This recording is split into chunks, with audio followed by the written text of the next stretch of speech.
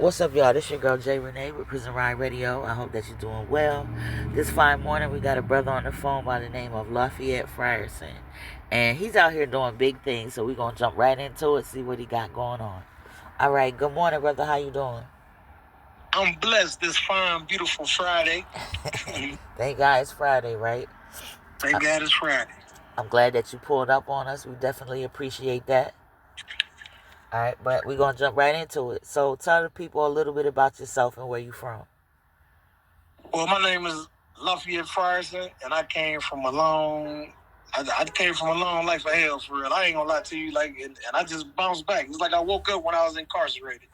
I come from Cleveland, Ohio, and Tiptonville, Tennessee, but I was kind of like a real bad kid. I was raised the wrong way because my grandma told me if somebody hit me, you hit them back, and I took that shit a little too far. Right, I can understand. So it was kind of rough growing up in Ohio. It was kind of rough. It was good and bad. My grandmother, she was grounded. She was the weed lady in the hood, and plus, my uncle was BB King. So Right. Okay. What was that like having BB King as an uncle? Yep, BB King, the king of the blues. Yep, Riley B. King. Okay, I'm sure that was interesting. Yeah, it was pretty interesting. I used to introduce him on the stage when I was a kid, so that was pretty big. That was like my first introduction into the entertainment. Like my grandma just pushed me into it. I really didn't want to do it, but I just did it. Okay. So let's jump into some things of the past. So how long were you incarcerated for? Well, the first time I was like in and out. The first time I was in, I did probably 9 months, and then from that I went from 9 months to 5 years, from 5 years to 13. Wow. Okay. Well, welcome home. How long have you been home? I've been home since November 28th, 2020. Okay. All right, well, definitely welcome home. Well, you definitely hit the ground running. I know you made a comment saying that it took incarceration for you to get your mind right. What you mean by that? Well, they sent me to the place. The first prison that they sent me to was kind of rough. I seen some was the white supremacy. They got the Ku Klux Klan, Aryan Brotherhood. I seen the Aryan Brotherhood running the cell.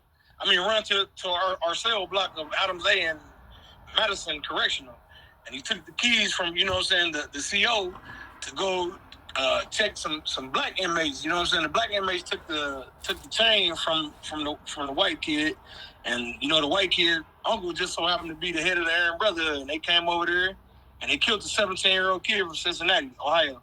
But that was way back in 1996. Yep. Okay. That was my first experience, and I was a kid then. Also, I got bonded over at 16 years old. Yeah, I'm sure that's definitely a life-changing experience right there. Yes, it is. I say that like I ain't scared.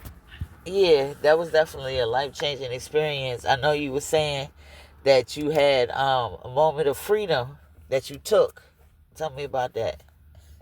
Yeah, so me and my guys, we plotted to get up out of there. We didn't want to go to court. You know what I'm saying? We was young, we was kids. Yeah. You know what I'm saying? My dude had a pretty rough case, and my case wasn't bad as his. But one night we just broke up out of there. I looked him out the window, and then I went right behind him and fell on my back. And I kicked the CO in the face, and I had one shoe, but I survived. It's like I'm here. Right. God still got me here. Like he brought me back. Like I went back again. I did the 5 years, so I came home, I was cool, and I was still in the streets. I wanted to be like the face. Yeah. I was into a lot of gangster shit out here. Like I ain't gonna lie to you. Well, you definitely come a far way from that, bro. So let's get on that tip. So now you're a director, a writer, you act, you're a model, and you're a comedian, right? So what got you I know you said, introducing your uncle on stage kind of got you into the entertainment, but that's introductions on stage to all of these things accredited to you is definitely a journey. So, what started that path? What made you start writing? Well, I think, my path started, I'm going to go a little bit back because, the entertainment started with me probably when I was about 4 or 5. I used to sing on a church radio. Like my grandma used to force me to do it. I really didn't want to do it, but I did, They liked the way I sounded. And, after that, I was 14. I did my first stage play at Cleveland State University. And then, you know what I'm saying, it took me coming back to prison because I was lost out here. Like, I was in love with a girl, and I didn't care what I did. I was trying to fight everybody that talked to her. And, Right. Wilding out, yo. I was wilding out, so it took me to go to Marion. I went to Marion Correctional Institution. And in Marion Correctional Institution, when you go to, like, the, you know, where you get the food at, where the staff come to eat their food, they got pictures of Don King all over the wall. I'm talking about, like, you know, and the main thing in this place was, like, they stage plays. So, you know, I did 7 years of the stage plays, and I just started writing my own and doing my own. Okay. And then I linked up with Piper Kerman, the writer of The Orange is the New Black. You know what I'm saying? So you'd probably like to be on your show, too. Okay, definitely. We definitely would love that. So, you said, so what's the first thing that you wrote? The first thing that I wrote inside, it was a play called On the Inside Looking Out. Okay. Yeah. So look, with that play, you know, I had guys that never acted before. They came to me, hey, man, you want me to be in a play? Man, you got to teach me. So, you know, I was teaching them. I was actually, you know, we was going on the yard. You know what I'm saying? We was working out, and I was teaching them acting as we worked out. You know what I'm saying? Cupid out on Willard. It was a lot of them, you know what I'm saying? They was real good guys. And then, you know, we put a play together, and it so happened it was a TEDx event. The lady's name was Jodie Davis that introduced me to Piper Kerman. You know, Piper Kerman got the hit show, the hit HBO show, The Orange is the New Black. So that's when we linked up. And she seen me as I was doing my play, and then they brought a guy in named Steven Anderson from Ohio State University. You know what I'm saying? He came to help me, you know, give me some little pointers on directing. And it was like a learning experience, but at the same time, at the end of it, like we had the biggest hit play ever made in that institution. And one of the wardens came over to me and said, I was very surprised. His name Jason Button. Warden Jason Button. He's like, man, I was very surprised at that, man. That was the best play I ever seen here. Oh, wow. So, okay. Yeah. So this is really your lane and your destiny then, for sure. It's definitely my lane. All right, so I know, so how did you get into directing? Like, what's the first thing that you directed? The first thing I directed was the play On the Outside Looking In. Okay. I mean, On the Outside Looking In, yeah. That was the very first one that I directed. But I did help direct a lot of other things, because you know, I was like the background guy. I was calling the shots, and you know, a director don't like you to tell them what to do. So, you know, facts. Once I seen that, I said I got to do my own thing. Okay. So what are you working on now? I got a few projects. I'm on a new Superman that's coming out. Nice. It come out July 11th, 2025. I'm playing, you know, it was an extra role. I was the only black fireman with a beard. Okay. You know, I got my big movie coming out right now is The Blueprint. I was the lead star of that. Okay. I played like a pimp, you know what I'm saying? It reminds me of the Players Club a little bit, with a little twist, you know. But yeah, I'm in a few projects right now. Okay, so let's talk a little bit about the comedy. So I know that you are a comedian. Everybody that's in the industry can't really do that. Everybody's not funny. So when did you realize that, you know, comedy was a lane that you'd be good at?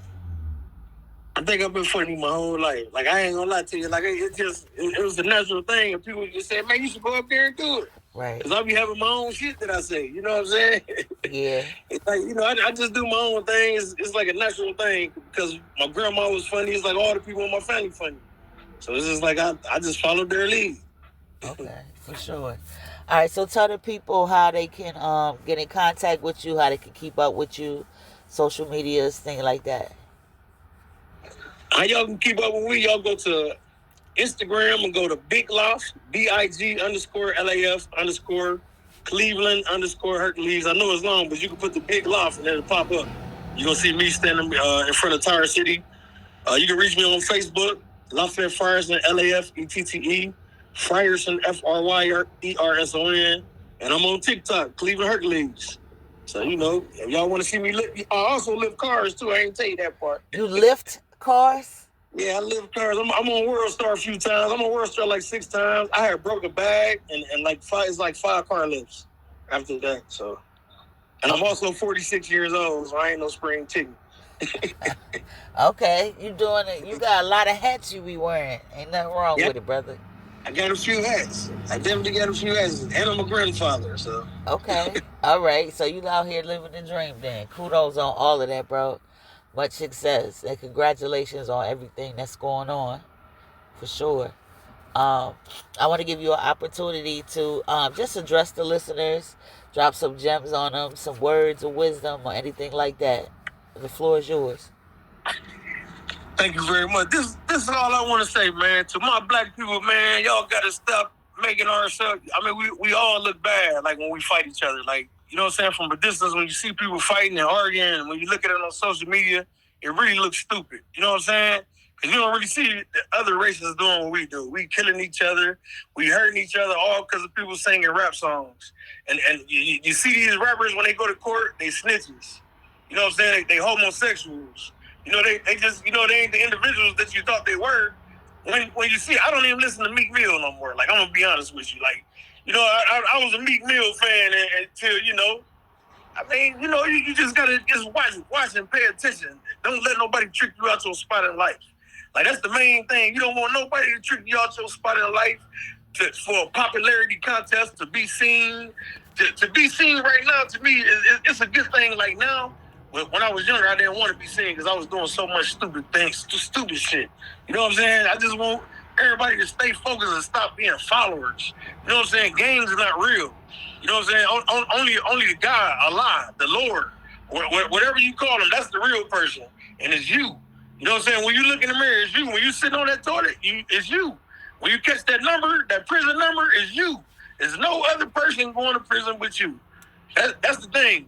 When serious things happen in life, listen to me. When serious situations happen in life, that's when you know who your friends are. When serious things happen in life, that's when you know who your friends are. I done seen people catch cancer, and people fall back on them that hung with them every day. Because they like, oh, I don't want to see them like that. But man, people need your help. You know what I'm saying? And I want all my people to start eating sour sop and, you know what I'm saying, drinking that, eating a little sea moss sometime. But that sour sop definitely kills 8 types of cancer, and sugar gives cancer. So when y'all eating that sugar, y'all hurting y'all bodies. I just want to say that. And that's about it. I got a movie called About Face coming out with Drew Scott. It's going to be in Youngstown, Ohio. They're having a red carpet event. And it's soon to be coming to Tubi. And I'll definitely keep you posted. Oh, and they also they got to make sure that they see the blueprint, because that's my leading role. That's the biggest role that I ever had in my life right there. And I put my heart and soul in this role. You know what I'm saying? I got 22 years of experience of acting, and I just put it on. You know what I'm saying? Because I come from the stage. I'm a stage actor. Stage actors and film actors are two different things. I come from where Denzel came from. You know, Denzel, Al Pacino is like Meryl Streep. It's a whole bunch of them that come from where I came from. So.